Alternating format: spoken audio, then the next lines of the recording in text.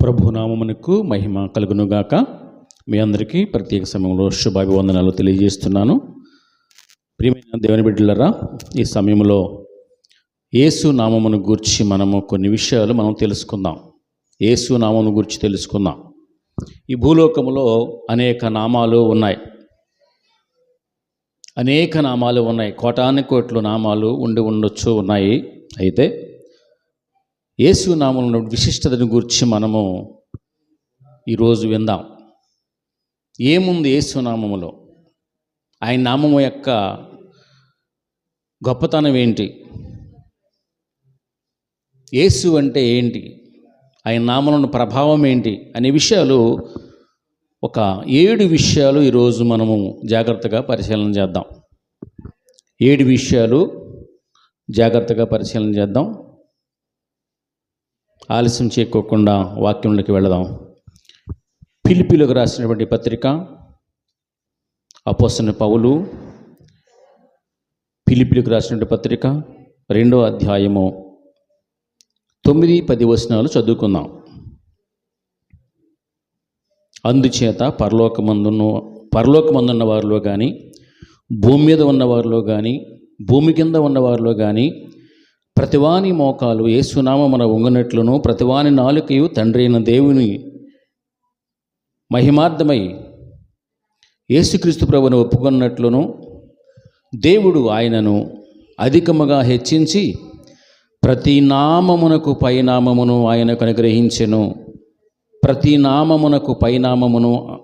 ఆయనకు అనుగ్రహించెను. దేవుని బిడ్డలారా, దేవాది దేవుడు యేసుక్రీస్తు యొక్క నామమును అన్ని నామముల కంటే పైనామముగా హెచ్చించాడు.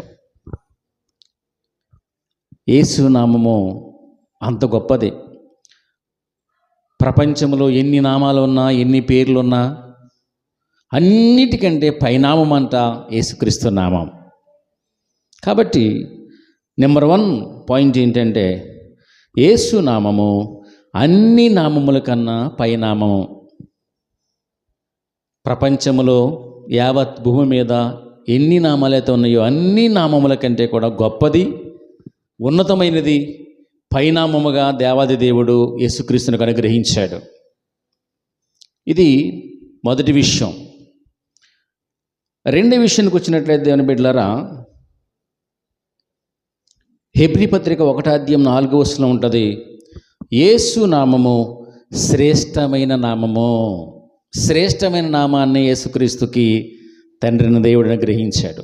భూలోకంలో అనేక నామాలు ఉండొచ్చు, కానీ అన్నిటికంటే కూడా శ్రేష్టమైనది యేసుక్రీస్తు నామము. ఒకటి పైనామము, యేసయ్య నామం అన్నిటికంటే పైనామము. రెండోది శ్రేష్టమైన నామముగా ఉంది, ఎంతో శ్రేష్టం. నీ జీవితంలో ఇటువంటి శ్రేష్టమైన నామమును, అన్నిటికంటే పైనామముగా ఉన్నటువంటి యేసు నామమును నువ్వు స్వీకరించినట్లయితే నీ కుటుంబానికి, నీకు ఎంతో దీవెన, ఆశీర్వాదము, మేలు అని చెప్పేసి నేను మనవి చేస్తున్నాను. ఇది రెండో విషయం అండి. శ్రేష్టమైన నామము హెబ్రీ 1:4 ఉంటుంది. మూడోది వచ్చినట్లయితే దేవుని బిడ్డలారా, రోమాపత్రిక 10వ అధ్యాయం 13వ వచనము, అపోస్తల కార్యాలు 4:12 కూడా ఈ మాట ఉందండి. యేసు నామము రక్షించున్నది. రక్షించే నామం.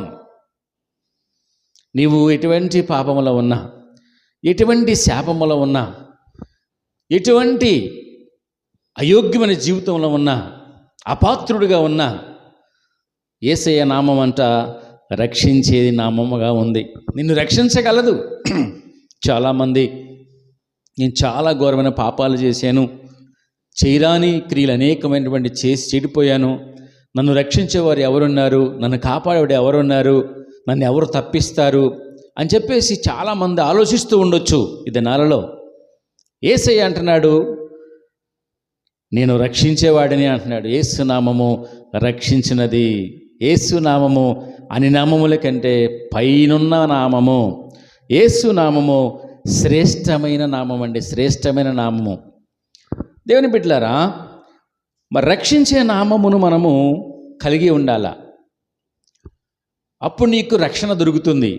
అప్పుడు నీవు నరకానికి వెళ్ళకుండా పాపశాపము నుంచి విడుదల పొంది రక్షింపబడిన బిడ్డగా నువ్వు ఉండి నీ జీవితం కొనసాగిన తర్వాత ఈ జీవిత యాత్ర ముగించిన తర్వాత కూడా రక్షించే నామం కాబట్టి మరొక మహాలోకం పరలోక రాజ్యానికి ఈ నామము నిన్ను చేరుస్తుంది. ప్రియమైన దేవుని బిడ్డలారా, గమనించండి, యేసు నామం రక్షించినది. ఇంకా మనం దేవుని యొక్క వాక్యం చూసినట్లయితే మరి అపోస్తుల కార్యాలు 16:16-18, అలాగే మార్కు సువార్త 16:17 చూసినట్లయితే యేసు నామము సైతానుపై అధికారం కలిగింది.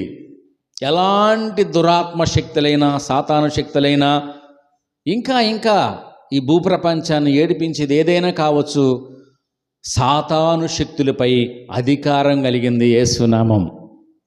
నీ జీవితంలో ఈ నామాన్ని మరి స్మరణ చేసి చూడు, ఈ నామమును నమ్ముకుని చూడు, ఈ నామమును నీవు ధరించి చూడు, ఈ నామములో నీవు కొనసాగి చూడు. నీకు నీ జీవితానికి సాతాను శక్తులపైన నీకు దేవుడు విజయం ఇస్తాడు. దేవుని బిడ్డలారా, యేసు నామము సాతానుపై అధికారం కలిగింది, సాతానుపై అధికారం కలిగింది. ఈ ప్రపంచంలో ఎంత పెద్ద శక్తి అయినా ఉండొచ్చు, ఉండొచ్చు, నువ్వు నమ్మి ఉండొచ్చు, కానీ దాని అంతటి మీద కూడా యేసు నామము అధికారం కలదని బైబిల్ గ్రంథము తెలియజేస్తుంది. ఇంకా మనం చూసినట్లయితే దేవుని బిడ్డలారా, మరి అపోస్తుల కార్యాలు 3:1-10 వరకు చూసినట్లయితే, అపోస్తుల కార్యాలు 3:1-10 మనం పరిశీలన చేస్తున్నట్లయితే యేసు నామము స్వస్థపరిచే నామము. హల్లెలూయా! స్వస్థపరిచే నామం అండి. ఇక్కడ దేవుని యొక్క వాక్యాన్ని మనము పరిశీలన చేసినట్లయితే చాలా మంచి మాట మీకు కొంచెం వివరించాలని నేను ఆశపడుతూ ఉన్నాను. ఇక్కడ ఒక పుట్టినది మొదలుకొని కుంటివాడు కనపడుతూ ఉంటాడు. అక్కడ కుంటివాడుగా ఉన్నాడు, పుట్టినది మొదలుకొని అతని కాళ్ళు పనిచేయట్లేదు. అటువంటి స్థితుల్లో వాళ్ళ ఇంట్లో వాళ్ళు కొంతమంది తీసుకుని వచ్చి అతను మోసుకుని వచ్చి శృంగారం అనే దేవాలయం ముందు కూర్చోబెట్టేవాళ్ళండి. ఆ దేవాలయం ముందు ఏం చేస్తున్నాడు అంటే, ఆ దేవాలయంలోకి వెళ్ళేవారిని, దేవాలయం నుంచి బయటకు వచ్చేవారిని భిక్షం అడుక్కుంటూ ఉన్నాడు, భిక్షమెత్తుకుంటూ ఉన్నాడు. అతని జీవితం అంధకారమయముగా ఉంది. చాలా మరి క్షోభలో, దుఃఖములు ఉండి ఉండొచ్చు.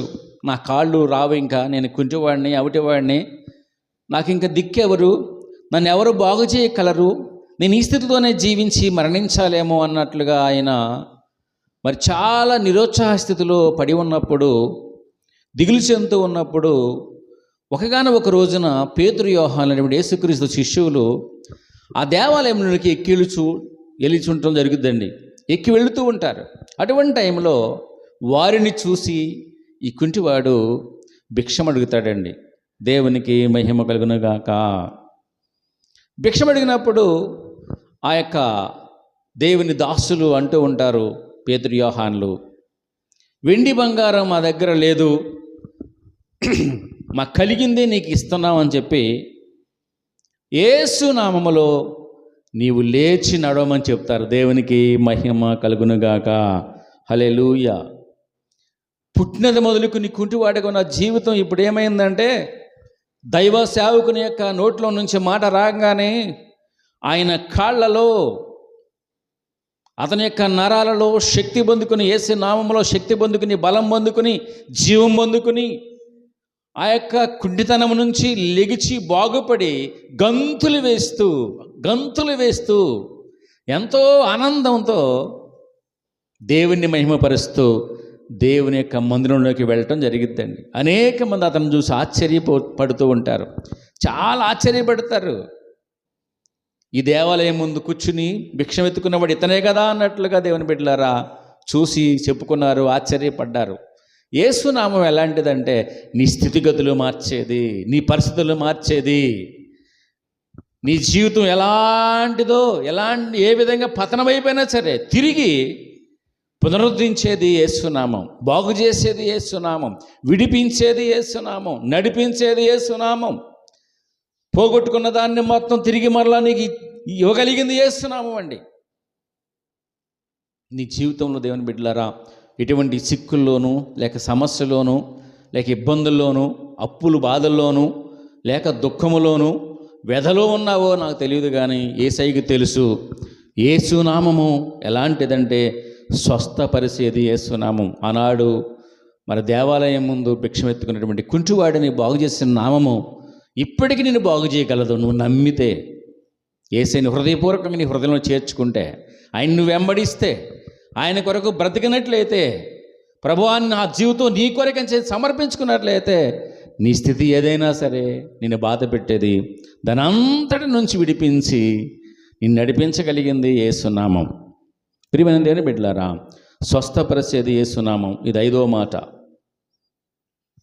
6వ విషయం వచ్చినట్లయితే దేవుని బిడ్డలారా, అపోస్తుల కార్యాలు 3:16 వచనం, యేసునామము బలపరుచున్నది.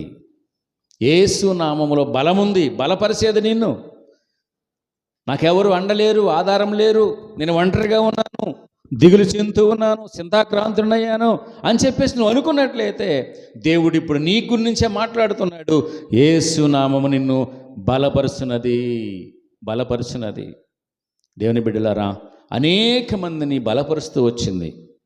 ఇవాళ రోజున దేవుని బిడ్డలారా, మనశ్శాంతి లేక, దేవుని బిడ్డలారా ఆత్మశాంతి కోల్పోయి అనేక మంది సమస్యలలో చిక్కుకుని, నా బ్రతుకు వేస్ట్, నా జీవితం వేస్ట్ అని చెప్పేసేసి ఇంకా సావి శరణమనుకున్నటువంటి వారి జీవితంలోకి యేసయ్య కృపతో యేసునామమున వారిని బాగు చేసి, మనశ్శాంతినిచ్చి, స్వస్థపరిచి, విడిపించి అనేక కోటాను కోట్ల ప్రజలకు దేవుడు యేసునామము ధరింపజేశాడు. హల్లెలూయా. యేసునామము బలపరిచే నామం అండి. నువ్వు బలహీనుడిగా ఉన్నావా? నిన్ను బలపరుస్తుంది యేసునామం, బలపరుస్తుంది. నువ్వెంత పిరికివాడవైనా, ఎంత బలహీనుడమైనా, ఎంత శాతగానివాడు అనుకుంటూ ఉన్న అనేక మంది యేసునామం ధరించినట్లయితే నిన్ను బలపరచుద్ది. ప్రియా తల్లి, చెల్లి, అన్న, తమ్ముడు, అక్క, నిన్ను బలపరుస్తుంది. నువ్వు బలహీనుడు కాదు, యేసుని నమ్ముకుంటే బలవంతుడవు, శక్తిమంతుడవు.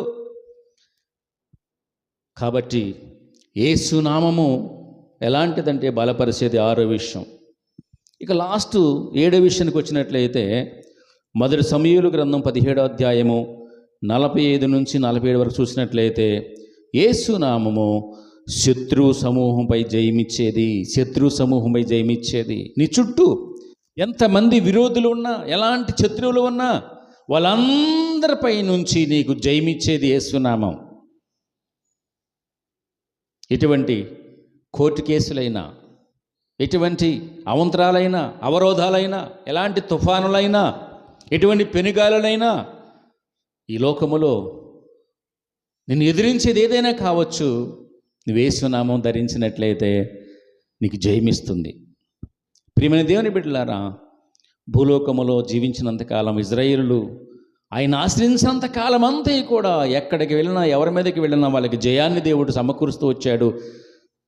జయం పొంది సంతోషముతో తిరిగి వచ్చేవాళ్ళు. నీ జీవితంలో దేవుని బిడ్డ, నువ్వు యేసునామం ధరిస్తే నీకు ఆశీర్వాదము. యేసునామంలో శత్రు సమూహం అంతటి మీద నీకు జయమే వస్తుంది. కాబట్టి సాయంకాల వేళలో మీతో దేవుడు మాట్లాడుతూ ఉన్నాడు. యేసునామం నెంబర్ 1, అన్ని నామముల కంటే పైనామం. 2వది యేసునామము శ్రేష్టమైన నామము. 3వది యేసునామము రక్షించినది. 4వది యేసునామము సైతానుపై అధికారం గలది. 5వది యేసునామము నిన్ను స్వస్థత పరిచేది. 6వది యేసునామము బలపరుచున్నది. 7వది యేసునామం ఎలాంటిదంటే శత్రు సమూహం అంతటి మీద నీకు జయమిచ్చేది. కాబట్టి ఈ నామమును ధరించినట్లయితే, ఈ నామాన్ని నమ్ముకున్నట్లయితే, ఈ నామమును నువ్వు సాగిపోతున్నట్లయితే నీకు కూడా ఇలాంటి జయాలు దేవుడు ప్రసాదిస్తాడు. అట్టి కృప పరిశుద్ధాత్మ దేవుడు నీకు అనుగ్రహించునుగాక. ఆమేన్. దయగల మా తండ్రి, మహిమగల ప్రభువా, వివరించిన వర్తమానం దీవించండి, ఆశీర్వదించండి, ఫలింపచేయండి. యేసు నామమున ప్రార్థిస్తున్నాం తండ్రి. ఆమేన్. అందరికీ వందనాలు. Thank you all.